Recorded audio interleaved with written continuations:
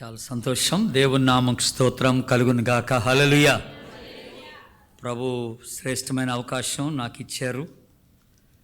ఈ రీతిగా నెల దినాలు ప్రతిరోజు మీరు ప్రభు మందిరంలో కూడుకొని ఆయా దైవజనుల ద్వారా శ్రేష్టమైన సందేశాలు మీరు వింటూ వస్తున్నారు. అందుని బట్టి కూడా I really want to thank God. ప్రభుకి ఎంత కృతజ్ఞత చెల్లిస్తున్నాను. మీరు ఎంతో ధన్యులు.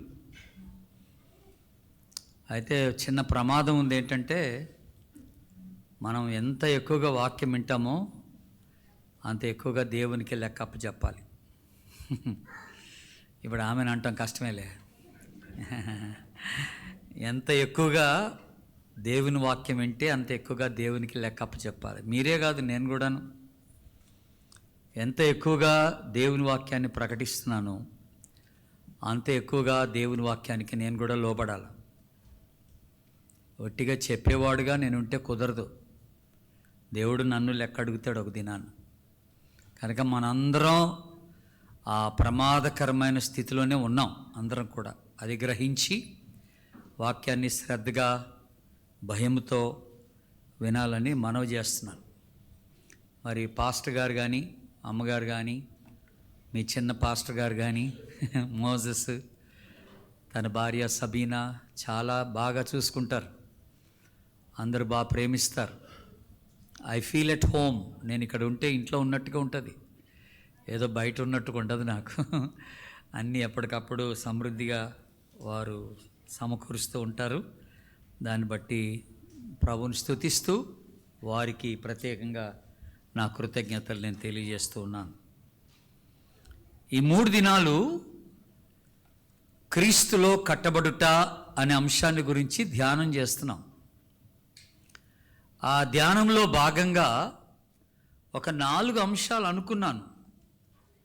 1 పరిశుద్ధతలో కట్టబడుట, 2 ప్రేమలో కట్టబడుట, 3 విశ్వాసంలో కట్టబడుట, 4 కృపలో కట్టబడుట.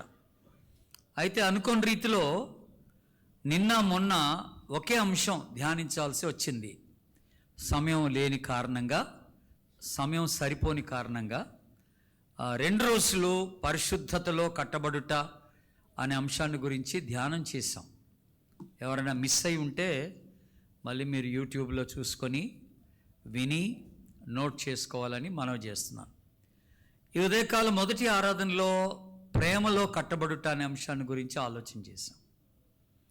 అయితే ఇప్పుడు ప్రత్యేకంగా కృపలో కట్టబడుట అనే అంశాన్ని గురించి ఆలోచన చేద్దాం.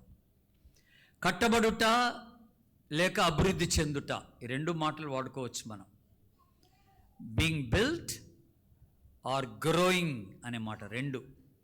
కృపలో అభివృద్ధి చెందుట లేక కృపలో ఎదుగుట లేకపోతే కృపలో కట్టబడుట, ఈ మాటలు మనం జ్ఞాపకం చేసుకోవాల్సిన మాటలు. దీనికి గాను మన ధ్యాన వాక్య భాగంగా పేతురు రాసిన 2వ పత్రిక తీయండి దయచేసి. 220 పేజ్ నెంబర్ 220, పేతురు రాసిన 2వ పత్రిక 3వ అధ్యాయం చివరి వచనాన్ని చదువుతున్నాను, గమనించండి. చివరి వచనం 18వ వచనం, 3వ అధ్యాయం 18వ వచనం.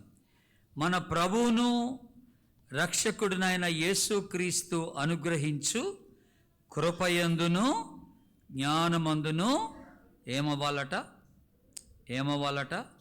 అభివృద్ధి పొందుడి. అందరు చెప్పండి, ఏమవ్వాలా? ఎందులో? కృపలో. మొదటి మాట మనం జ్ఞాపకం చేసుకోవాల్సి, కృపలో అభివృద్ధి పొందండి అని అన్నాడు. ఇందాక పాస్టర్ గారు అన్నట్టుగా ఈ కృప అనే మాట బైబిల్లో చాలా వాడబడిందండి. బైబిల్లోనే కాదు, మన దినదిన సంభాషణలో కూడా ఈ మాట ఉపయోగిస్తాం. కృప అనే మాట మన ప్రార్థనలో కూడా ఈ మాట వస్తుంది. అలాగే మన ఆరాధన చేసేటప్పుడు కూడా ఈ మాట వస్తుంది. కృప అనే మాట బాగా వస్తుంది. అట్లాగే కృపను గురించి చాలా చక్కని పాటలు ఉన్నాయి. చాలా చక్కని పాటలు రాశారు కొంతమంది దైవజనులు. నీ దయలేని క్షణము నీ కృప లేని క్షణము నేను ఊహించలేనయ్యా. యేసయ్యా నీ కృప నాకు చాలయ్యా, నీ కృప లేనిదే నే బ్రతకలేనయ్యా. ఎంత చక్కని మాటలండి ఇవి. ఈ పాట రాసింది ఎవరో అని నేను చూశాను. అయితే అన్నోన్ ఆర్టిస్ట్ అని ఉంది, పేరు లేదు. ఆ వ్యక్తి పేరు రాసుకోవడానికి ఇష్టపడలేదు కాబోలు. ఎందుకంటే దేవుడిచ్చినటువంటి ఆ జ్ఞానం దేవుని కృప ద్వారా వచ్చిందని గ్రహించాడేమో. కృపను గురించి రాశాడు కనుక పేరు చెప్పుకోలేదు. మంచి మాట అది. కనుక చక్కని పాట, నీ కృప లేని క్షణము, నీ కృప లేకపోతే నేను బ్రతకలేనయ్యా అని అన్నాడు. సో విశ్వాస జీవితానికి కృప చాలా అవసరం. నేను దీని గురించి ధ్యానం చేసినప్పుడు అండి, కృపను గురించే 3 ప్రసంగాలు సిద్ధపడ్డాను. కృపను గురించి 3 ప్రసంగాలు సిద్ధపడ్డాను. ఇప్పుడు ఆ 3 చెప్పట్లేదులే, భయపడకండి. 3 ఏంటి? 1 కృపను దుర్వినియోగపరచుట అనేటువంటిది ఒక అంశం. 2ది కృపకు పాత్రులగుట, అది 2వ అంశం. 3వది విశ్వాస జీవితంలో కృపా కార్యం, అది 3వది. విశ్వాస జీవితంలో కృపా కార్యం అన్నది 3వది. ఈ 3 అంశాల్లో ఈరోజు నేను చెప్పాలనుకున్న అంశం ఏంటంటే కృపకు పాత్రులగుట అనే అంశాన్ని గురించి మనం మాట్లాడుతున్నాం. ఎందుకు ఈ అంశం మాట్లాడుతున్నామంటే, మనం కృపలో అభివృద్ధి పొందాలంటే మొట్టమొదటిగా ఆ కృపను పొందుకోవాలి, ఆ కృపను కలిగి ఉండాలి. ఆ కృప కలిగిన పిమ్మట ఆ కృపలో అభివృద్ధి చెందాలి. అది ఆలోచన అన్నమాట. అందుకని ఫస్ట్ ఆఫ్ ఆల్ మనం ఎక్కడ స్టార్ట్ చేయాలంటే, దేవుని కృపను పొందుకోవటానికి నేను అర్హత కలిగి ఉన్నానా లేదా? ఆ అర్హత ఏంటి అసలు? దేవుడు ఎవరి పట్ల ఈ కృపను విస్తరింపజేస్తాడు, ఆ కృపకి పాత్రులు ఎవరవుతారు అనేది మొదటి ఆలోచనగా మనం తీసుకోవాలి ఈ రోజున. అయితే దేవుని కృపను గురించి ఆలోచన చేసేటప్పుడు దేవుని బిడ్డలారా, 2 రకాల కృపలు ఉంటాయని మీరు తెలుసుకోవాలి. దేవుని కృపలు 2 రకాలు. 1 జనరల్ గ్రేస్ అంటాం, సాధారణమైన కృప అని అంటాం దీన్ని. అంటే ఏంటంటే ఇది మనుషులందరి పట్ల చూపించేటువంటి కృప అన్నమాట. ఫర్ ఎగ్జాంపుల్ మత్తయి సువార్త 5వ అధ్యాయం 45వ వచనంలో ఏమనుందంటే, ఆయన నీతిమంతుల మీదను అనీతిమంతుల మీదను ఆయన వర్షం కుమ్మరిస్తున్నాడు, ఆయన సూర్యరశ్మి అందరికీ అనుగ్రహించబడతా ఉన్నది. ఇలాగ దేవుని యొక్క కృప అంటే సన్లైట్ కానివ్వండి, లేకపోతే వర్షం కానివ్వండి, లేకపోతే దేవుని యొక్క కాపుదల కానివ్వండి, లేకపోతే పంటలు కానివ్వండి, ఇవన్నీ కూడా అన్ని మతాల వారికి, అన్ని కులాల వారికి, అన్ని దేశాల వారికి దేవుడు ఈక్వల్గా ఇవన్నీ కూడా సమకూరుస్తున్నాడు అనమాట. దీన్ని ఏమంటామంటే మనం జనరల్ గ్రేస్, సాధారణమైన కృప అని అంటాం అన్నమాట. ఇక 2వ కృప ఏంటంటే స్పెసిఫిక్ గ్రేస్ అని అంటాం, ప్రత్యేకమైన కృప. ఈ ప్రత్యేకమైన కృప అందరికీ ఇవ్వబడదు, ఇది కొందరికే ఇవ్వబడుతుంది అనమాట, ప్రత్యేకమైన కృప. అయితే ఇప్పుడు దీని గురించి మనం ఆలోచన చేస్తున్నాం, ప్రత్యేకమైన కృపను గురించి ఆలోచన చేస్తున్నాం. ఈ ప్రత్యేకమైన కృపను పొందుకోవడానికి అర్హత కలిగింది ఎవరు అనేది ఇప్పుడు ఆలోచన. ఈరోజు ప్రసంగం అదే, కృపకు అర్హులు ఎవరు అనేది మన ప్రసంగం, దేవుని బిడ్డలారా. కనుక దేవుని వాక్యాన్ని మనం చూద్దాం, అర్హత కలిగింది ఎవరో అది చూద్దాం. యాకోబు పత్రిక తీయండి. మొట్టమొదటిగా యాకోబు పత్రిక 212 పేజీ నెంబర్ 212, 4వ అధ్యాయం. యాకోబు పత్రిక 4వ అధ్యాయం 6వ వచనం చదవండి ఎవరైనా. కాదు గాని ఆయన ఎక్కువ కృపనిచ్చును, అందుచేత దేవుడు అహంకారులను ఎదిరించి దీనులకు కృప అనుగ్రహించును అని లేఖనం చెప్తున్నది. చాలండి, ఎంత చక్కని మాట అండి. ఎవరికట్ట కృప? దేవుడు అహంకారులను ఎదిరించి, చెప్పండి ఎవరికి కృప? దీనులకు. అందరనండి, దీనులకు కృప. ఇది ఎవరు రాశారు? యాకోబు రాశాడు. వెరీ ఇంట్రెస్టింగ్గా మీరు పేజీ తిప్పితే పేతురు పత్రిక వస్తుంది మీకు. పేతురు పత్రిక 5వ అధ్యాయం 5వ వచనం చూడండి. పేతురు మొదటి పత్రిక 5వ అధ్యాయం 5వ వచనం కూడా చదవండి. దేవుడు అహంకారులను ఎదిరించి ఆ, దీనులకు కృప అనుగ్రహించును. అది అంటే పాప ఆ 2వ భాగం చదివింది 5వ వచనం. మీరు కన్ఫ్యూజ్ అవ్వబాకండే. 5వ వచనం 2వ భాగం చదివిందనమాట. ఆ 2వ భాగంలో ఉంది కనుక ఆ మాట, దేవుడు అహంకారులను ఎదిరించి దీనులకు కృప. సేమ్ మాటలు పేతురు కూడా చెప్తున్నాడు. అదే మాటలు యాకోబు చెప్పాడు. ఎవరికి దేవుడు కృపనిస్తాడు అని అంటే దీనులకు అనే మాట మనం చూస్తున్నాం. అయితే అహంకారులను ఎదిరిస్తాడట. అహంకారులు అంటే ఎవరు? తెలుగు పదం ఇది, అహం అంటే నేనే అని అర్థం. అహం అనే మాట. కారం అని అంటే అదొక తత్వం అన్నమాట. తత్వం అంటాం అన్నమాట. అంటే దాని అర్థం ఏంటి? అహంకారం అంటే అర్థం ఏంటంటే నేనే అన్న తత్వం కలిగిన వారు. అలాంటి వారికి దేవుని కృప ఉండదట. నా ద్వారానే అయింది అంటారు కొంతమంది. నేనే ఇదంతా చేశాను అంటారు. నా వల్లే, నాదే మొత్తం, అంత నాదే చలామణి అవుతుంది అని అనుకుంటారు చూస్తారు కొంతమంది. అలాంటి వారికి దేవుని కృప ఉండదట. అది అహంకారం అన్నాడు దేవుడు. మరి ఎవరికి దేవుని కృప ఉంటుంది అని అంటే దీనులకు అన్నాడు. మరి దీనులు అంటే ఎవరు దేవుని దృష్టిలో? దీనికి ఒక చక్కని ఎక్స్ప్లెనేషన్ ప్రభు ఇచ్చాడు మళ్ళీ మనకి. ఎక్కడ? మత్తయి సువార్తకు రండి. ఇప్పుడు మత్తయి సువార్తలో దీనులకు చక్కని వివరణ ప్రభు మనకి ఇచ్చాడు. 5వ అధ్యాయం, మనకి తెలిసిన కొండ మీద ప్రసంగం ఇది. మత్తయి సువార్త 5వ అధ్యాయం 3వ వచనం. 3వ వచనంలో ఏముందో చూడండి అక్కడ. ఆత్మ విషయమై దీనులైన వారు ధన్యులు, పరలోక రాజ్యం వారిది. చాలండి. ఇది మీరు చాలాసార్లు ఈ మాట వినుంటారు. బట్ దీని అర్థం తెలుసా అండి మీకు?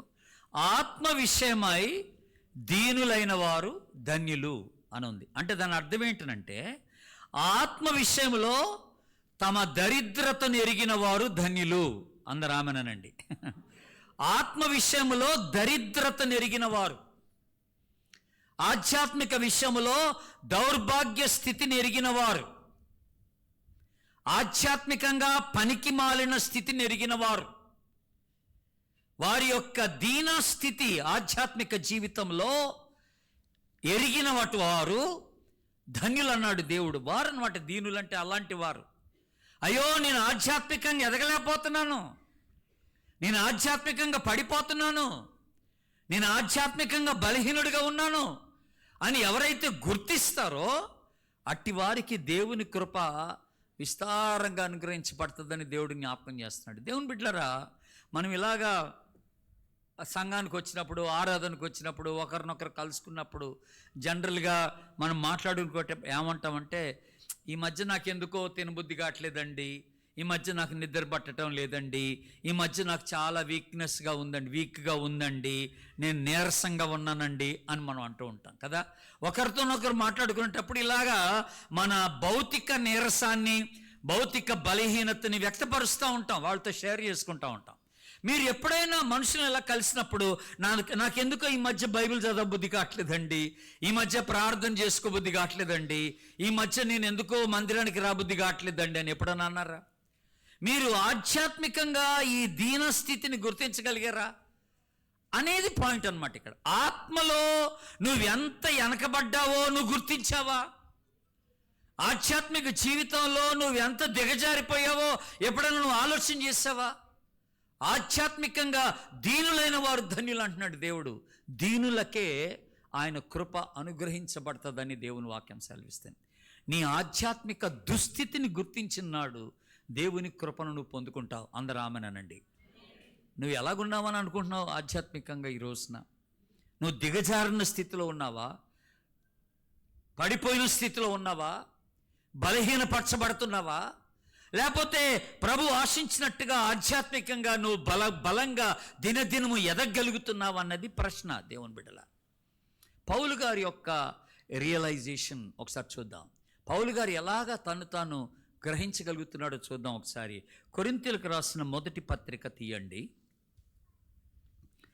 కొరింథీయులకు రాసిన మొదటి పత్రిక 15వ అధ్యాయం 9వ వచనం, 156 పేజీ నంబర్ 9వ వచనం చూడండి. ఏలయనగా ఏలయనగా నేను అపోస్తులందరిలో తక్కువాడను, ఆ, దేవుని సంఘమును హింసించినందున అపోస్తులు అనబడ్డకు యోగ్యుడను కాను. చాలండి. ఎంత చక్కని, ఒకసారి దేవుని స్తోత్రం చెప్పండి. హల్లెలూయా. ఎంత మంచి మాట అన్నాడండి. నేను అపోస్తలతో పోల్చుకున్నప్పుడు పౌలు గారు గొప్ప అపోస్తలుడే, గొప్ప సేవకుడే, గొప్ప దైవజనుడే. పౌలు గారు అనేక సంఘాలు స్థాపించాడు, దేవుని చేత పంపబడ్డాడు, పిలువబడ్డాడు, దేవుడు వాడుకుంటున్నాడు, గొప్ప దైవజనుడు. కానీ తాను ఎలా గుర్తిస్తున్నాడంటే, నేను తోటి అపోస్తలతో నేను పోల్చుకున్నప్పుడు నేను ఎంతో తక్కువ వాడుగా కనపడుతున్నాను అన్నాడు. అది ఎంత గొప్ప దీనత్వం అండి అది. నాకు ఆ యోగ్యత లేదంటున్నాడు. అపోస్తలుగా ఉండగలిగిన యోగ్యత నాకు లేనివాడిగా నేను కనపడుతున్నాను అంటున్నాడు. ఇది చాలా ఆధ్యాత్మికమైనటువంటి దీనత్వం అన్నమాట. మనం ఆలోచన చేస్తున్నాం. అలాంటి ఆ గుర్తింపు, ఆ రియలైజేషన్ మనందరికీ రావాలి దేవుని బిడ్డలారా. ఇది మొదటిది. మీరు ఎఫెస్సీలకు రాసిన పత్రిక తీయండి. ఇక్కడ ఇంకో చక్కని మాట అన్నాడు పౌలు. ఎఫెస్సీలకు రాసిన పత్రిక 3వ అధ్యాయం చూడండి దయచేసి. 3వ అధ్యాయం మనకి 8, 9, 10 వచనాలు, 11 వరకు కలిపి ఉన్నాయి. 11వ వచనం అంటున్నాను నేను. అంటే ఆ లాస్ట్ భాగం చదవండి దయచేసి. లాస్ట్ భాగం, దేవుని యందు పూర్వకాలం ముందు, అక్కడి నుంచి చదవండి. దేవుని యందు పూర్వకాలము నుండి మరుగయ్యున్న ఆ మర్మమును గూర్చిన ఏర్పాటు ఎట్టిదో అందరికిని తేటపరచుటకును పరిశుద్ధులందరిలో అత్యల్పుడనైన నాకు ఈ కృప అనుగ్రహించెను. ఇప్పుడు చూడండి, పరిశుద్ధులతో పోల్చుకుంటే ఏమంటున్నాడు? తాను అత్యల్పుడను. అందరు చెప్పండి మాట, అత్యల్పుడను అన్నాను. పరిశుద్ధులందరితో నేను పోల్చుకుంటే నేను ఎంతో అల్పుడను అంటున్నాడు దేవుని బిడ్డలారా. ఇది చాలా తగ్గింపు అన్నమాట. కనుక self realization of your spiritual condition, నీ ఆధ్యాత్మిక స్థితిని గుర్తించడం, నీ ఆధ్యాత్మికమైన స్థాయిని నువ్వు గుర్తించడం అనేది చాలా అవసరం దేవుని బిడ్డ. కనుక ఈ రోజున ప్రభు సన్నిధిలో మేబీ నేను అడుగుతున్నది ఏంటంటే, పోయిన నవంబర్ నుండి ఈ నవంబర్ వరకు ఆధ్యాత్మికంగా నువ్వు ఎంత ఎదిగావు అని అడుగుతున్నాను నేను. ఎంత బలపడ్డావు అని అడుగుతున్నాను నేను. వాక్యం పట్ల ఎంత ఆసక్తి కలిగి ఉన్నావని అడుగుతున్నాను నేను. ప్రార్థనలో ఎంత ఆసక్తి పెరిగింది నీలో, విశ్వాసంలో ఎంత పెరిగావు, సాక్ష్యంలో ఎంత పెరిగావు, స్వార్థ సేవలో ఎంత అభివృద్ధి చెందావు. కనుక నీ ఆధ్యాత్మిక స్థితి ఏమిటి ఈ రోజున? కనుక ఆత్మలో దీనులైన వారు ధన్యులు, ఆత్మ విషయంలో దీనులైన వారు ధన్యులు అంటాడు. ఎవరికి దేవుని కృప అంటే, దీనులకు దేవుని కృప, వారు అర్హులు అంటున్నాడు దేవుని బిడ్డలారు. ఇప్పుడు తిమోతి పత్రిక తీయండి. అక్కడ ఇంకొక చక్కని మాట అన్నాడు. తిమోతికి రాస్తూ పౌలు గారు ఇంకొక విషయం చెప్పాడు తన గురించి ఒక మాట అన్నాడు. మొదటి పత్రిక, తిమోతి పత్రిక 1వ అధ్యాయం 190, పేజ్ నెంబర్ 190, 1వ అధ్యాయం 15వ వచనం చూడండి. 15వ వచనం, పాపులను రక్షించుటకు క్రీస్తు యేసు లోకమునకు వచ్చెనను వాక్యము నమ్మదగినది, పూర్ణాంగీకారమునకు యోగ్యమైనది ఉన్నది. ఆమెన్, ఆమెనండి. ఎంత మంచి మాట అండి. ఆ తర్వాత మాట ఇప్పుడు అనండి, ఆ తర్వాత మాట చదవండి. అట్టి వారిలో నేను ప్రధానుడను. ఏమన్నాడు? పాపులను రక్షించుటకు క్రీస్తు యేసు లోకానికి వచ్చాడు, అట్టి వారిలో నేను ప్రధానుడని అన్నాడు. ఇక్కడ 3 విషయాలు, అంటే ముగ్గురితో పోల్చుకొని కంపేర్ చేసుకుంటున్నాడు పౌలు గారు. అపోస్తలతో నేను పోల్చుకున్నప్పుడు నేను చాలా తక్కువ వాడునుగా, యోగ్యత లేని వాడునుగా కనపడుతున్నాను. పరిశుద్ధులతో పోల్చుకున్నప్పుడు అత్యల్పుడుగా నేను కనపడుతున్నాను. ఇప్పుడు పాపులందరితో పోల్చుకున్నప్పుడు నేను ప్రధానమైనటువంటి పాపిగా కనపడుతున్నాను. ఇది దీనత్వం దేవుని బిడ్డలారా. ఇది గుర్తింపు అన్నమాట. నేనంతా బాగానే ఉన్నానులే, నాకేం కంగారేం లేదులే, నేను బాగానే ప్రార్థన చేసుకుంటున్నాను, నేను బాగానే ఎదుగుతున్నాను, ఆధ్యాత్మికంగా బాగున్నాను, నేను మంచి విశ్వాసంగా జీవిస్తున్నాను అనుకుంటే ఇంక ఎదుగుదల ఉండదు. You will stop there, your growth will stop there. నువ్వు ఎప్పుడైతే అంతా బాగుంది అనుకుంటావో ఇక ఎదుగుదల ఆగిపోద్ది అక్కడితో. నేను ఇంకా చేయవలసింది ఉంది, ఇంకా నేర్చుకోవాల్సింది ఉంది, ఇంకా నేను బలపడవలసింది ఉందని నువ్వు ఎప్పుడైతే గ్రహిస్తావో అప్పుడే నీకు ఎదుగుదలకి ఛాన్స్ ఉంటుంది దేవుని బిడ్డ. అందరూ ఆమెనండి. అప్పుడు ఎదుగుదలకి ఛాన్స్ ఉంటుంది. కనుక ఈరోజు నువ్వు ఎంత దీనుడవు దేవుని సన్నిధిలో అది నువ్వు గ్రహించాలి. నువ్వు ఎక్కడ ఏ స్థాయిలో ఉన్నావు దేవుని సన్నిధిలో వాక్యం విషయంలో, ప్రార్థన విషయంలో, విశ్వాసం విషయంలో, పరిచర్య విషయంలో, సాక్ష్యం విషయంలో నువ్వు ఏ స్థాయిలో ఉన్నావు దేవుని ఎదుట? చాలాసార్లు మనకున్న సమస్య ఏంటంటే, జాగ్రత్త వినండి, మనం ఎందుకు ఎదగలేకపోతాం తెలుసా అండి? ఎందుకంటే మనము మనకన్నా తక్కువ స్థాయిలో ఉన్నవాడిని చూసి పోల్చుకుంటాం అన్నమాట. అక్కడ ప్రాబ్లం వస్తుంది. మనకన్నా తక్కువ స్థాయిలో ఉన్న వాళ్ళని చూసి వాళ్ళతో పోల్చుకున్నప్పుడు మనం బెటర్ అనిపిస్తుంది. ఆడికన్నా నేను బెటర్లే, ఆమెకన్నా నేను పర్వాలేదులే అని అనుకొని ఏం చేస్తామంటే అక్కడితో తృప్తి చెందిపోయి ఆగిపోతాం అన్నమాట. అలాగ ఉండకూడదు. మనకన్నా బాగా ఎదిగిన వాళ్ళని చూడాలి. మనకన్నా ఉన్నత స్థాయిలో ఉన్న వాళ్ళని చూడగలగాలి ఆధ్యాత్మికంగా. నేను అలాగ అవ్వాలనుకోవాలా, నేను అంతకన్నా ఉన్నతంగా ఉండాలనుకోవాలి. ఒకసారి దేవుని స్తోత్రం చెప్పండి, హల్లెలూయా. ఇలాంటి ఆలోచన మనకు వచ్చినప్పుడే మనం ఆధ్యాత్మికంగా ఎదగలం దేవుని బిడ్డలారా. కనుక మొట్టమొదటిగా దేవుని కృప ఎవరి పట్ల దేవుడు చూపిస్తాడంటే దీనుల పట్ల. కనుక ప్రభువా, నా స్థితి ఇలాగుంది, నేను ఇంకా ఎదగాలనుకుంటున్నాను, నేను ఇంకా బలపడాలనుకుంటున్నాను, నేను నీ సన్నిధిలో ఎక్కువ సమయం గడపాలనుకుంటున్నాను, నేను ఇంకా అత్యధికమైన పరిశుద్ధతలో జీవించాలనుకుంటున్నాను, దేవా నాకు సహాయం చేయండి అని అడగాలి. ఆ దీనత్వం కావాలి. నేను బాగానే ఉన్నాను లేని అనుకుంటే ఇంకా దేవుని కృప మనకి అనుగ్రహించబడదు. ఇది మొదటిది. ద ఫస్ట్ క్వాలిఫికేషన్, అర్హత కలిగింది ఎవరు అంటే దీనులు, దేవుని కృపకు. ఇక రెండో వ్యక్తి ఎవరో చూద్దాం. 119వ కీర్తన తీయండి దయచేసి. 119వ కీర్తన, Psalm 119, 38వ వచనం. నీవిచ్చిన వాక్యము మనుషులలో నీ భయమును పుట్టించుచున్నది, నీ సేవకుని దాన్ని స్థిరపరచుము. చాలా నాపండి అక్కడ ఏమన్నాడు ఇక్కడ? నీవిచ్చిన వాక్యము మనుషులలో నీ భయము పుట్టిస్తుంది అన్నాడు దేవుని బిడ్డలారా. చూడండి, ఇక్కడ ఇంకొక మాట, దీనికి సంబంధించిన మాట, ఇంకోటి మీరు చదవాల్సిన మాట ఏంటంటే యెషయా గ్రంథం 66వ అధ్యాయం తీయండి. యెషయా గ్రంథం 66వ అధ్యాయం. ఇప్పుడు దీన్ని జాగ్రత్తగా గమనించాలని కోరుతున్నాను. యెషయా గ్రంథం 66 2వ వచనం చదవండి. 2వ వచనం. అవన్నీ నా హస్తకృత్యములు, అవి నా వల్ల కలిగినవని యెహోవా సెలవిచ్చుచున్నాడు. ఎవడు దీనుడై నలిగిన హృదయము గలవాడై నా మాట విని వణుకుచుండునో వానినే నేను దృష్టించుచున్నాను. మీరు ఇక్కడ ఒక మాట గ్రహించాలండి, గమనించాలి. అదేంటో తెలుసా? ఎవడు దీనుడై, చెప్పండి ఆ తర్వాత, నలిగిన హృదయము గలవాడై, ఆ తర్వాత మాట, నా మాట విని వణుకుచుండునో వానినే నేను దృష్టించుచున్నానంటే వాని మీద నా కృప ఉంటుందని అర్థం అన్నమాట.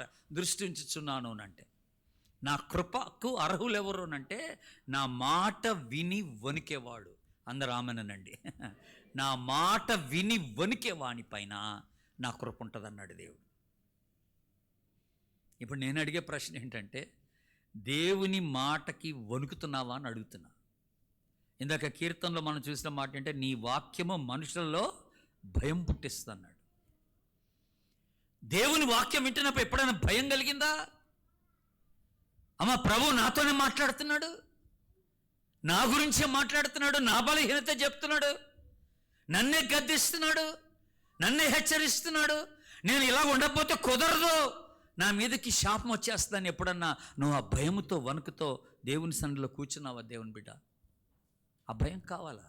ఎవడు దీనుడై వణుకుచుండునో, నా మాట విని వణుకుచుండునో వాని నేను దృష్టించుచున్నాను, వాని మీద నా కృప చూపిస్తాను, వాని నేను ఆశీర్వదిస్తాను అంటున్నాడు దేవుడు. ఇది ఇప్పుడు నేను ఒక దైవజనుడు చెప్పగా విన్నాను. దాదాపుగా 40-50 సంవత్సరాల క్రితం జరిగిన సంఘటన అట. బక్సింగ్ గారు, హైదరాబాదులో బక్సింగ్ గారు బల్ల కార్యక్రమం నడిపిస్తూ ఆయన ఒక మాట అన్నాడంట. మామూలుగా ఎప్పుడు అనే మాటే, దేవునితో సమాధాన పడండి, అలాగే తోటి విశ్వాసులతో మీరు సమాధాన పడండి, అలాగా సమాధాన పడకపోతే దీంట్లో చేయి వేయబాకండి అన్నాడంట. సింపుల్ మాటే. బల్లా కార్యక్రమం అప్పుడు ఎప్పుడైనా ఇలాంటి మాటలే చెప్తారు దైవజనులు. మీరు తోటి మనుషులతో సమాధానం లేకుండా దీంట్లో చేయి వేయబాకండి అని అంటే, అప్పుడు అక్కడ ఆరాధనలో ఒక ఆఫీసర్, గవర్నమెంట్ ఆఫీసర్, రాజమణి ఆయన పేరు, ఆయన ఉన్నాడంట, ఆఫీసర్ గారు. ఆయన ఏం చేశాడంటే ఆ మాట వినగానే భయపడిపోయాడట. భయపడిపోయి దిగ్గును లేచాడట. దిగ్గును లేచి బయటికి వెళ్ళిపోయి రిక్షా తీసుకొని ఆయన కింద పనిచేసే ఒక స్టాఫ్ ఇంటికి వెళ్ళాడంట. ఆయన కింద పనిచేసే స్టాఫ్ ఇంటికి వెళ్ళాడంట రిక్షా వేసుకొని. ఎందుకు వెళ్ళాడంటే శనివారం రోజు అంతకుముందు దినం ఆయన బాగా అరిసేసాడంట ఆఫీస్లో. ఆ స్టాఫ్ మీద బాగా అరిసాడంట, చాలా కఠినంగా మాట్లాడేశాడంట. ఇంకా ఆ తర్వాత అలాగ అరిసేసి ఇంటికి వచ్చాడనమాట ఆయన. ఇప్పుడు ఇక్కడ వచ్చి మళ్ళీ ఆరాధనలో కూర్చున్నాడు. ఆ భక్సింగ్ గారు ఆ మాట అనగానే ప్రభుత్వంతో మాట్లాడుతున్నట్టుగా ఫీల్ అయిపోయాడు. భయం వేసిపోయింది. నువ్వు మనుషులతో సమాధానం లేకుండా దీంట్లో చేయొద్దు అనగానే రిక్షా వేసుకుని ఆడి దగ్గరికి వెళ్ళిపోయాడు. వెళ్ళంగానే ఆడి ఇంటి ఎదురు రిక్షా ఆగింది, రిక్షా దిగాడు. ఆ స్టాఫ్ వాడు ఇంట్లోని చూసి నిన్న తిట్టించాలక మళ్ళీ తిట్టడానికి వచ్చాడు అనుకున్నాడంట ఆడు. కానీ దగ్గరికి వెళ్ళి అన్నాడంట, అరే నన్ను క్షమించరా బాబు అన్నాడంట. దగ్గరికి వెళ్ళి సెకండ్ తీసుకొని, అదేంటి సార్ మీరు నా ఆఫీసరు, నా బాస్, మీరు ఏదైనా అనొచ్చు, మీరు ఏదైనా గద్దించవచ్చు, నా మంచికి కొరక మీరు గద్దిస్తారు, ఇంకా దీంట్లో తప్పే ఉంది సార్ అన్నాడంట. లేదురా, నేను తొందరపడి గట్టిగా అరిసేసాను నీ మీద, నన్ను క్షమించు, ఏమనుకోబాకని చెప్పి ఆడు సెకండ్ తీసుకొని మళ్ళీ అదే రిక్షా వేసుకొని మందిరానికి వచ్చేసి బల్ల కార్యక్రమంలో పాల్గొన్నాడు. దేవుని స్తోత్రం చెప్పండి. బల్ల కార్యక్రమం అయితే ఇది ఎండింగ్ కాదు, ఇంతటితో కథ అయిపోలేదు. ఈ రాజమణి గారు చనిపోయిన తర్వాత ఈయన సమాధి రాయి మీద ఏమని రాశారో తెలుసండి? Rajamani the man who trembled God's word అని రాశారట. రాజమణి దేవుని వాక్యానికి వణికిన వాడు సమాధి రాయి. దేవుని స్తోత్రం చెప్పండి. హల్లెలూయా. ఎంత గొప్ప సాక్ష్యం అది. అంటే అది ఎందుకు రాశారు? ఆ రోజు జరిగిన ఒక్క సంఘటనని బట్టి కాదు అది వచ్చిన ఆ సాక్ష్యం వచ్చింది. ఆయన ఎన్నిసార్లు అలాగా దేవుని వాక్యానికి లోబడ్డాడో, దేవుని వాక్యానికి భయపడ్డాడో, దేవుని వాక్యానికి విధేయత చూపించాడో సంఘం చూస్తారనమాట, ప్రజలు చూస్తారు. ఆయనలో ఆ భయాన్ని, ఆ వణుకిని, ఆ విధేయతని ప్రజలు గమనించగలిగినారనమాట. అందుకనే ఆయన చనిపోయినప్పుడు ఆ మాట రాశాడు. ఆ మాట రాశారు, సమాధి రాయి మీద రాశారు ఆ మాట అనమాట. ఎంత గొప్ప సాక్ష్యం అండి. కనుక ఎవడు నా మాట విని వణుకుచుండునో వాని పైన నా కృప ఉంటుంది అన్నాడు దేవుడు. ఆడు కృపకు అర్హుడు అని దేవుడు మాట్లాడుతున్నాడు. దేవుని బిడ్డలరా, మనం దేవుని మాటకి భయపడుతున్నామా? వాక్యం వింటున్నప్పుడు వణుకు పడుతుందా? ఇది కాదు. కొన్నిసార్లు మందిరానికి వచ్చి చాలా నిర్లక్ష్యంగా ఉంటాం. ముఖ్యంగా వెనక సీట్స్లో ఉండేవాళ్ళు మొబైల్ పట్టుకొని కూర్చుంటారు. ఇక్కడ జరగదులేమోలే, చాలా సంఘాల్లో, ఎక్కువ మంది ఉండేటువంటి సంఘాల్లో కూడా ఇది జరుగుతుంది. నిర్లక్ష్యత. ఎవడు పని ఆడే చేసుకుంటాడు, ఎవడు మాట్లాడేసుకుంటుంటారు. దేవుని మాటలు వినరు, ప్రసంగాలు వినరు. నిర్లక్ష్యత, పట్టింపు లేదు, భయం లేదు. అలాగా నువ్వు మందిరానికి రావాల్సిన పని లేదు అసలు. నేను ఇట్లా ప్రసంగానికి మందిరానికి వస్తానండి, మొబైల్ తేను, అసలు మొబైలే తీసుకురాను, రూమ్లో పెట్టి వస్తాను. నాకు అంతగా ఎవరైనా నాకు ఫోన్ చేయాలనుకుంటే ఆరాధన అయిన తర్వాత చేస్తారు, ఏముంది, నా అవసరత ఉంటే మళ్ళీ చేస్తారు కదా, ఏముంది దాంట్లో. చర్చిలోనే నాకు మొబైల్ రావాలా, చర్చిలోనే నేను మాట్లాడాలా వ్యక్తితో అనుకోవాల్సిన అవసరం లేదు.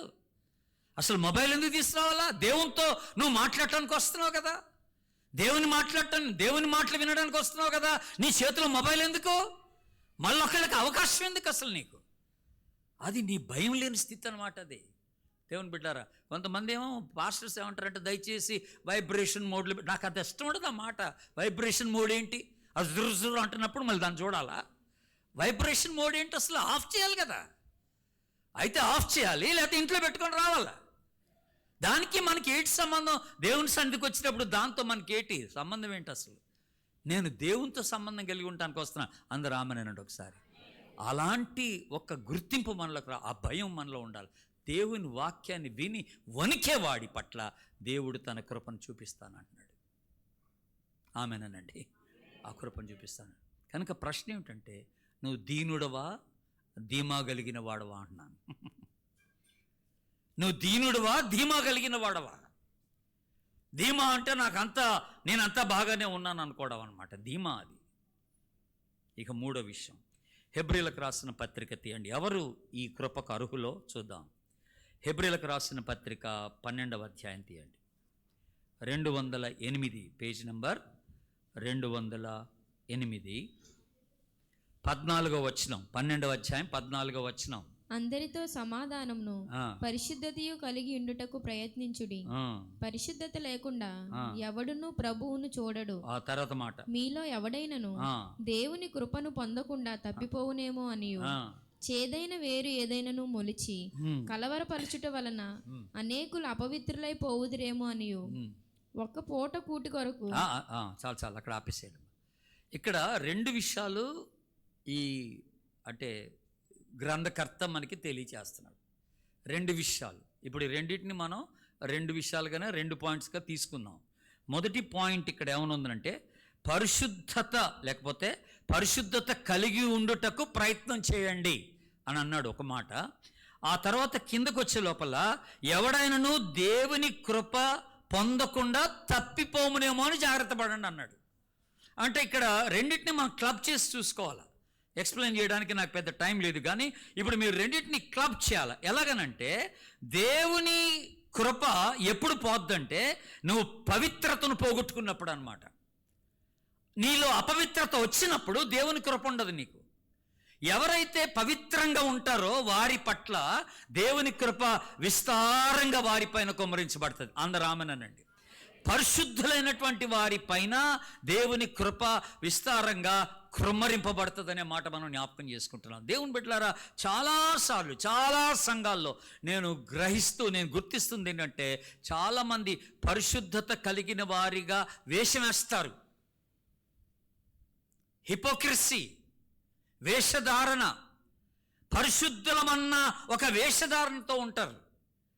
వాళ్ళు మాట్లాడే తీరు కానీ, వాళ్ళ ప్రవర్తించే తీరు కానీ, వాళ్ళ వస్త్రాధరణ కానీ, ఇదంతా కూడా మేము ఒక గొప్ప పరిశుద్ధులమన్నటువంటి ఒక భావన వ్యక్తపరుస్తారు. కానీ వాస్తవంగా వాళ్ళల్లో ఆ పరిశుద్ధత ఉండదన్నమాట. It is only an outward expression of holiness.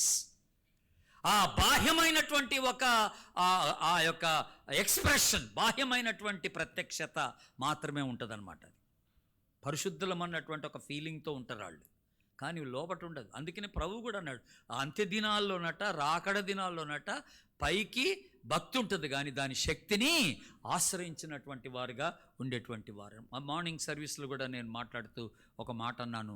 సంసోను గురించి ఒక దైవజనుడు ఏమన్నాడు అంటే, ఆయనకట ఒంట్లో బలం ఉందంట, కంట్లో బలహీనత ఉందట. ఒంట్లో బలము, కంట్లో బలహీనత. ఈ చిన్న బలహీనత తన బలాన్ని తీసేసింది. కనుక ఒక చిన్న పాపపు అలవాటు నీ ఆధ్యాత్మిక జీవితాన్ని పతనం చేసేటువంటి ప్రమాదం ఉంది. జాగ్రత్త. ఓ చిన్న అలవాటే, ఓ చిన్న బలహీనతే, దాన్ని తీసుకోలేక చచ్చిపోతున్నావు నువ్వు, దాన్ని వదులుకోలేక చచ్చిపోతున్నావు నువ్వు విశ్వాసవే, అంత బాగుంది, మందిరానికి రావాలనిపిస్తుంది, వాక్యం వినాలనిపిస్తుంది, ప్రార్థన చేసుకోవాలనిపిస్తుంది, నీకు అంత బాగుంది, కానీ ఆ ఒక్క అలవాటు మానుకోలేకపోతున్నాను. అక్కడ దానికి నువ్వు బానిస అయిపోయావు. దేవుని బిడ్డలారా, ఎవరైతే ఆ పరిశుద్ధతను కాపాడుకోలేకపోతారో వాళ్ళ పట్ల దేవుని కృప ఉండదంట.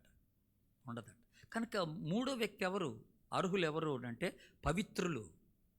పవిత్రులకు దేవుని కృప అనుగ్రహించబడుతుందనే మాట మనము జ్ఞాపకం చేసుకుంటాం. పవిత్రులకు దేవుని కృప అనుగ్రహించబడుతుంది. అయితే ఇప్పుడు ఈ ఉదయకాలం నేను అడగాలనుకున్న ఒక ప్రశ్న ఏంటంటే, నిన్ను అపవిత్రపరుస్తుంది ఏమిటి అని అడుగుతున్నాను. నిన్ను ఆధ్యాత్మికంగా బలహీనపరుస్తుంది ఏమిటి ఉదయకాలం? నిన్ను దేవునికి దూరం చేస్తుంది ఏంటి ఉదయకాలం? నీ విశ్వాసాన్ని బలహీనపరుస్తుంది ఏంటి ఉదయకాలం? ప్రభు ఆశించిన ఆ పరిశుద్ధతలో సాగనివ్వకుండా నీకు అడ్డుపడుతుంది ఏంటి ఈ రోజున, ఈ ఉదయకాలం? దేవునికి నీకు మధ్యగా వచ్చి ఆ చిన్న ఒక అలవాటు, ఒక బలహీనత నిన్ను, నీ ఆధ్యాత్మిక జీవితాన్ని క్షీణింపజేస్తుంది అన్నమాట. అదేంటో ఆలోచన చేయాలి, అది తీసేసుకోవాలి. దేవుని కృపను ఆశ్రయించాలి, దాని విషయంలో పశ్చాత్తాపడాలి. నీ మటుకు నీకు జరగదది తీసేసుకోలో, దేవుని సహాయం నీకు కావాలి. దేవుని కృపను ఆశ్రయించాలని ప్రభుని జ్ఞాపకం చేస్తున్నాను. ఎవరు పవిత్రంగా ఉంటారో వారికి దేవుని కృప అనుగ్రహించబడుతుందని దేవుడిని జ్ఞాపకం చేస్తున్నాడు. ఇది మూడవది.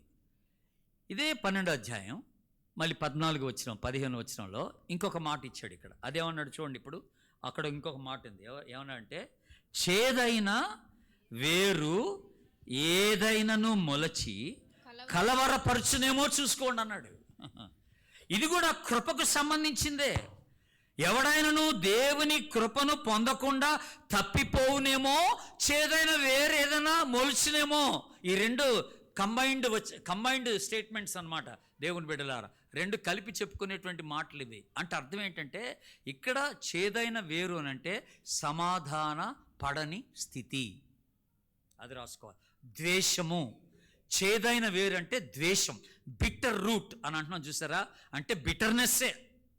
బిటర్ రూట్ అంటే అర్థం ఏంటంటే బిటర్నెస్ అంటే ద్వేషం అన్నమాట. ద్వేషం అంటే ఇంకొకటి, దానికి డీపర్ మీనింగ్ ఏంటనంటే అసమాధాన స్థితి అనే మాట మనం జ్ఞాపకం చేసుకుంటాం.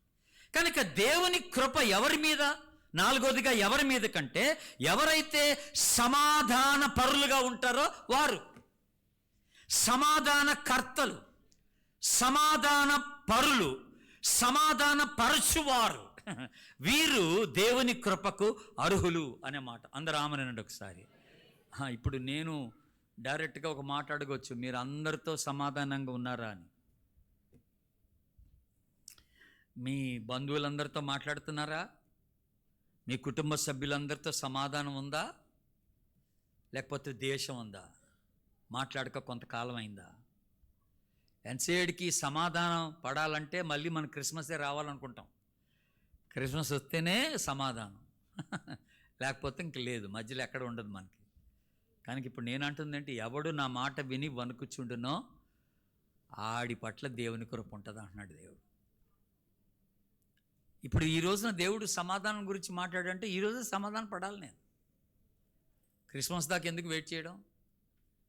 తప్పెవరిదన్నా కావచ్చు, తప్పు నీది కాకపోవచ్చు, సమాధాన పడాల్సింది నువ్వు వెళ్ళి సమాధాన పడు. అయిపోయింది, ఏదో అయిపోయిందని చెప్పు, కౌగలించుకో, సెకండ్ తీసుకో, క్షమించమని అడుగు, తప్పేం లేదు. అలా తగ్గించుకోవడంలో తప్పేం లేదు. పాపం చేసింది మనం, తప్పు చేసింది మనం, దూరమైంది మనం దేవునికి. కానీ దేవుడు పరలోకాన్ని విడిచిపెట్టి మనతో సమాధాన పడటానికి వచ్చాడట. దేవునికి స్తోత్రం చెప్పండి, హల్లెలూయా. మరి ఆయన ఏం తప్పు చేశాడు? ఆయన వచ్చాడు మన దగ్గరికి. ఇది ఆయన చూపిన మాదిరి ఇది మనకి. కనుక తప్పు మంది కాకపోయినా మనం వెళ్ళి ఆ క్షమాపణ అడగడంలో తప్పేం లేదండి. దేవుణ్ణి ఘనపరిచిన వాళ్ళం అవుతాం, మనం దేవుని కృపకు పాత్రలం అవుతామని దేవుడిని జ్ఞాపకం చేస్తున్నాడు. అందుకని కీర్తనకారుడు చక్కని మాట అంటాడు, కలహ ప్రియుని మధ్యను నేను కోరుకునేది సమాధానమే అంటాడు. కలహ ప్రియుని మధ్యను నేను కోరుకునేది సమాధానమే. అందరితో సమాధానంగా ఉండటానికి ప్రయత్నం చేయండి అన్నాడు దేవుడు. ఇది చాలా అవసరం మనకి. కనుక ఎవరు సమాధాన పడతారో, ఎవరు సమాధాన పరులో, ఎవరు సమాధాన కర్తలో, ఎవరు సమాధాన పరుస్తారో వారి పట్ల దేవుని కృప విస్తారంగా కుమ్మరించబడుతుందని దేవుడు జ్ఞాపకం చేస్తున్నాడు. ఇది 4వ విషయం.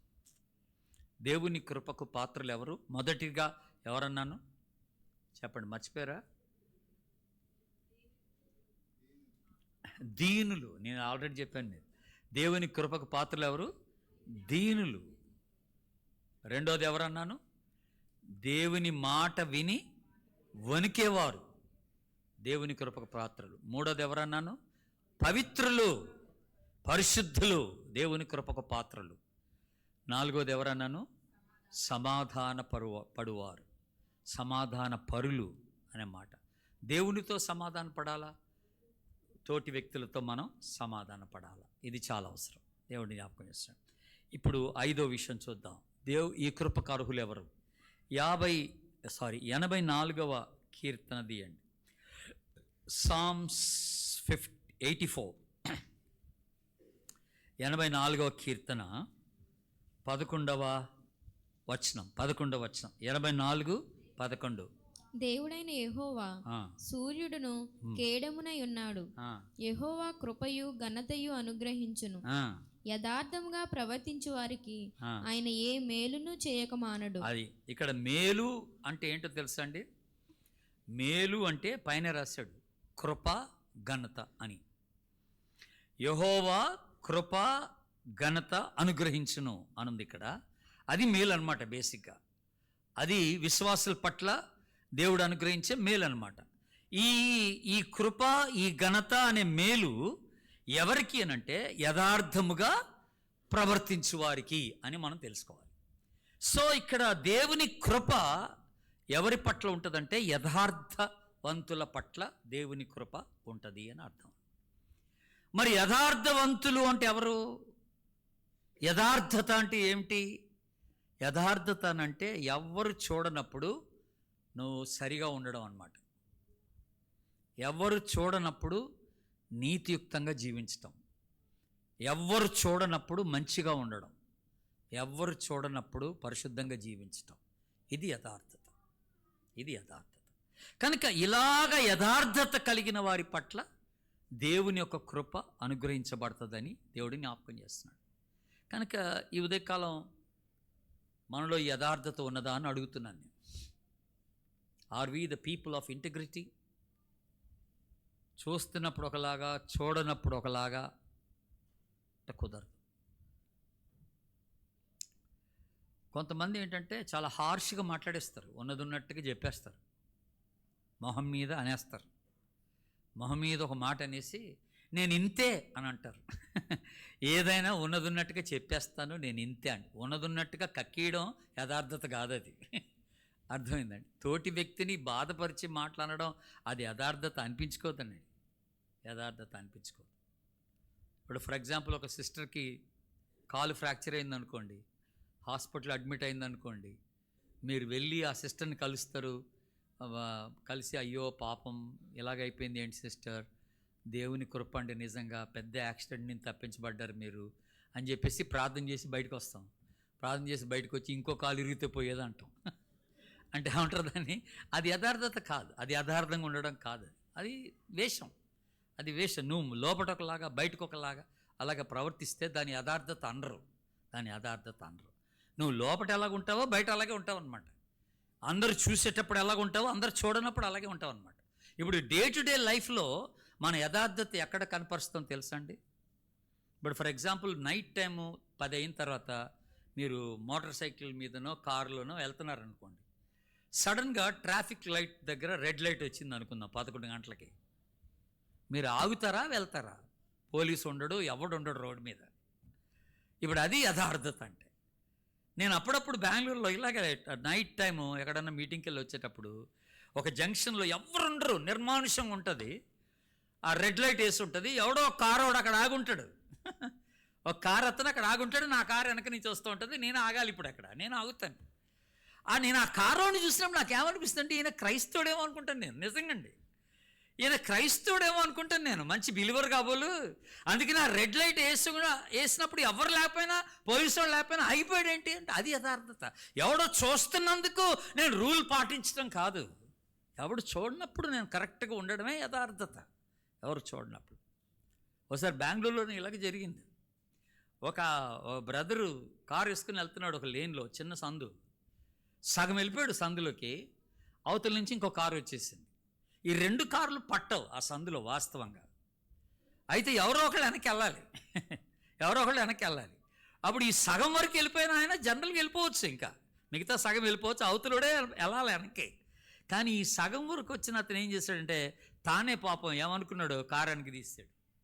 మళ్ళీ సగం వెనక్కి వెళ్ళిపోయాడు. బాగా ఆ రోడ్డు చివరికి వెళ్ళిపోయాడు, ఆ సందు చివరికి వెళ్ళిపోయాడు. వెళ్ళిపోయిన తర్వాత అవతలుడు కారు వేసుకుని వచ్చాడు. వచ్చి ఇక్కడ జరిగిన గొప్ప సంగతి ఏంటంటే అవతలుడు కారు వేసుకుని వచ్చి కరెక్ట్గా ఈయన కారు పక్కన ఆఫ్ చేసి గ్లాస్ దించి మీరు క్రైస్తవులా అని అడిగాడంట. దేవునికి స్తోత్రం చెప్పండి. మీరు క్రైస్తవులా అని అడిగా. ఎందుకంటే ఆడి దృష్టిలో క్రైస్తవులే ఇలా చేస్తారని, క్రైస్తవులే ఇలా ప్రవర్తిస్తారని ఆడు అనుకుంటున్నాడు అనమాట. ఇది పాయింట్ అక్కడ మనం ఆలోచించాలి. కనుక ఎవరు చూస్తున్నప్పుడు కాదు, ఎవరు చూడనప్పుడు నేను ఎలాగున్నాననేది యథార్థత. అది జ్ఞాపకం చేసుకో. 2వ దినవృత్తాంతంలో గ్రంథం చూడండి ఒకసారి. 2 Chronicles రెండవ దినవృత్తాంతముల గ్రంథం 371, పేజీ నంబర్ 371, 16వ అధ్యాయం 9వ వచనం. 16వ అధ్యాయం 9వ వచనం. రెండవ దినవృత్తాంతములు 371. తన ఎడల యథార్థ హృదయం గల వారిని బలపరచుటకై యెహోవా కనుదృష్టి లోకమందంతటా సంచారం చేయుచున్నది. అందరూ ఆమేనండి. ఎందుకు అంటే ఎవరిని బలపరచుటకు? తన ఎడల యథార్థ హృదయము గల వారిని బలపరచుటకు.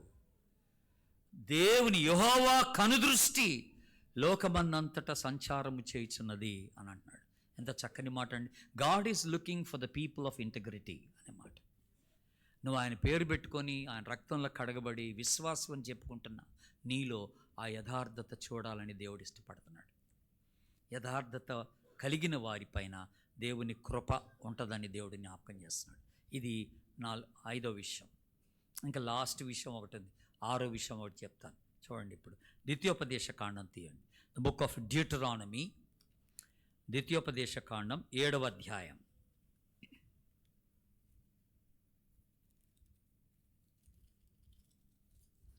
7వ అధ్యాయం 9వ వచనం.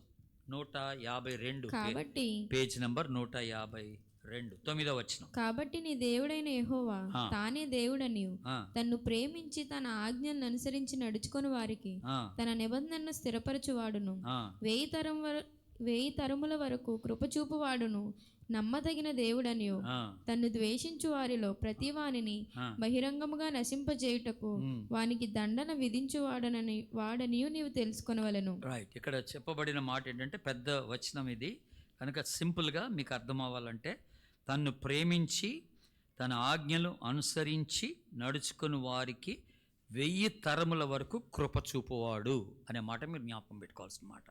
కనుక తన ఆజ్ఞలు అనుసరించి నడుచుకుని వారికి 1000 తరముల వరకు కృప చూపువాడు అనే మాట. ఎంత చక్కని మాట. అందుకని ఎవరికి దేవుని కృపకు అర్హులు ఎవరంటే దేవుని వాక్యమునకు విధేయత చూపిన వారు. ఆమెనండి. దేవుని వాక్యమునకు లోబడేవారు, దేవుని వాక్యానుసారంగా జీవించేవారు. అలాంటి వారిపైన దేవుని కృప విస్తారంగా వారికి కుమ్మరింపబడుతుందని దేవుడు జ్ఞాపకం చేస్తున్నాడు. ఇది చక్కని మాట, ఇది ఒక చక్కని మాట, గుర్తుపెట్టుకోవాల్సినటువంటి మాట. అందుకనే మనకి యాకోబు పత్రికలో దేవుంటారు, మీరు కేవలం వినువారు మాత్రమై ఉండక వాక్యానుసారంగా ప్రవర్తించువారినై ఉండండి అని. ఎంతసేపటికి వినడం కాదు, కనుక ఎక్కువ విన్నా ప్రమాదమే. మనకు అలవాటైపోతుంది అనమాట. అలవాటైపోతుంది మనకి, ఎక్కువ విన్నా అలవాటైపోతుంది. నాకు అప్పుడప్పుడు డౌట్ వస్తుంది, మీరు 30 రోజులు కంటిన్యూస్గా వాక్యాలు వినేస్తున్నారు అనేకమైన దైవజనులకు. ఎంత అసలు అర్థం చేసుకుంటున్నారు, ఎంత గ్రహిస్తున్నారు, ఎంత గుర్తుపెట్టుకుంటున్నారు, ఎంత అన్వయించుకుంటున్నారు అనేది పెద్ద ప్రశ్న, పెద్ద ప్రశ్న. ఈ మధ్య నేను ఎక్కడో ఈ సంఘాన్ని గురించి చెప్తున్నాను. ఇలాగా 30 రోజులు కూడికలు జరుగుతాయండి అద్భుతంగా అని చెప్తా ఉంటే వాళ్ళు వెంటనే నన్ను ఒక మాట అన్నారు, 30 రోజులు పెట్టుకుంటున్నారు కదా, నెలకి 3 రోజులు పెట్టుకుంటే ఇంకా బాగుంటుంది కదా అన్నారు. ఒకేసారి 30 రోజులు పెట్టుకునే బదులు నెలకు 3 రోజులు పెట్టుకుంటే చాలా బాగుంటుంది. ప్రతి నెల 3 రోజులు మీటింగ్స్ ఉంటాయి కదా అంటే, నాకు తెలియదండి, పాస్టర్ గారికి ఇచ్చిన దర్శనం ఇది అని నేను అన్నాను. ఆయనకి ఇచ్చినటువంటి దర్శనం ఇది, ఆయన అలా చేస్తున్నారు. కనుక సంఘం వస్తున్నారు, ప్రతిరోజు వస్తున్నారు, మంచిదే. కానీ ఇది ఎంత మేలు జరుగుతుందని ఆలోచన చేయండి. మీరు ఎంత గ్రహించగలుగుతున్నారు, ఎంత లోబడుతున్నారు, ఎంత ఈ వాక్యం ద్వారా మీరు సరి చేసుకోగలుగుతున్నారు, దేవునికి ఎంతగా మీరు విధేయత చూపించగలుగుతున్నారు అనేది కూడా మనం ఆలోచన చేసుకోవాల్సిన వారమై ఉంటున్నాం. దేవుని కృపకు పాత్రలము అవ్వాలని దేవుడిని జ్ఞాపకం.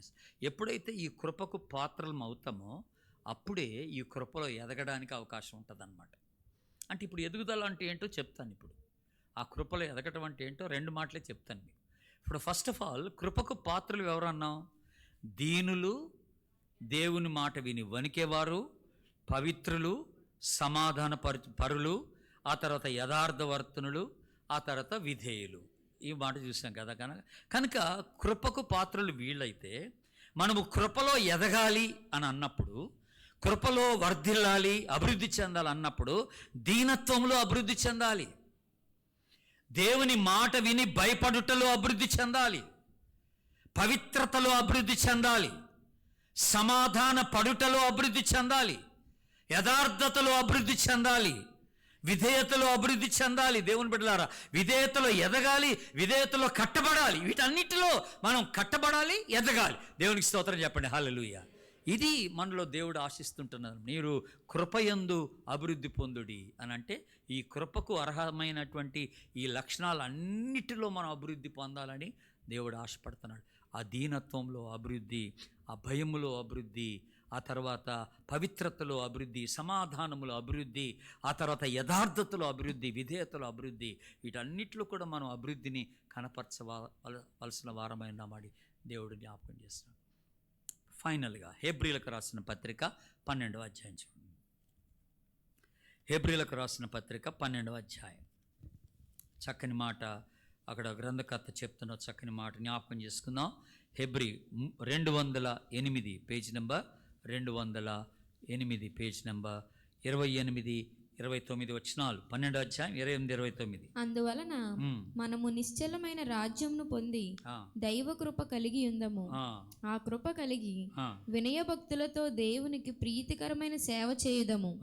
ఏలయనగా మన దేవుడు దహించు అగ్ని అయి ఉన్నాడు. చాలండి, చక్కని మాట ఉంది. దైవ కృప కలిగి ఉందము. అందరు ఆమేనండి. ఆమేన్. ఆ కృప కలిగి వినయ భయభక్తులతో దేవునికి ప్రీతికరమైన సేవ చేయదు. ఈ లక్షణాలన్నీ పొందుకొని, కృపకు అర్హత పొందుకొని, ఈ కృపలో అభివృద్ధి పొందుకుంటూ, ఈ కృప ద్వారానే దేవునికి ప్రీతికరమైన సేవ చేయాలని దేవుడు ఆశపడుతున్నాడు. అట్టి కృప పరిశుద్ధాత్మ దేవుడు మనందరికీ దయచేయనుగాక. ఆమేన్. చిన్న ప్రార్థన చేసుకుందాం. తలలో ఉంచండి. ప్రార్థన చేసుకుందాం. తలలో వంచండి.